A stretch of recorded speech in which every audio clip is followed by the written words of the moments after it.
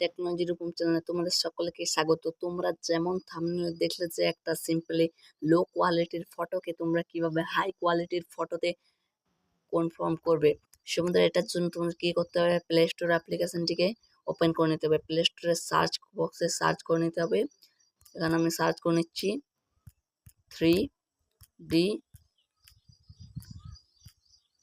3D লুট। বন্ধুরা 3D লুট সার্চ করার পরে প্রথমে চলে আসবে, এখানে দেখো, এখানে কিন্তু তোমরা দেখতে পাচ্ছ, এখানটাতে ক্লিক করব। এখানে ক্লিক করার পরে এরকম কিন্তু একটা তোমরা অ্যাপ্লিকেশন দেখতে পেয়ে যাবে 3D লুট মোবাইল। সো এটাকে তোমরা ইনস্টল করে নেবে। আমার ইনস্টল করা আছে, তাই এখানে ওপেন দেখাচ্ছে। এই অ্যাপটা কিন্তু ওপেন করে নেব।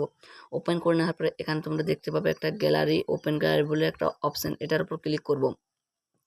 এখান থেকে যে কোনো একটা লো কোয়ালিটির ফটো কিন্তু আমরা সিলেক্ট করে নেবো। সিম্পলি আমি এই ফটোটাকেই সিলেক্ট করে নিলাম। সো বন্ধুরা দেন তোমরা এখানে দেখতে পাচ্ছ লুট বলে একটা অপশন, এই লুটের উপরে ক্লিক করব।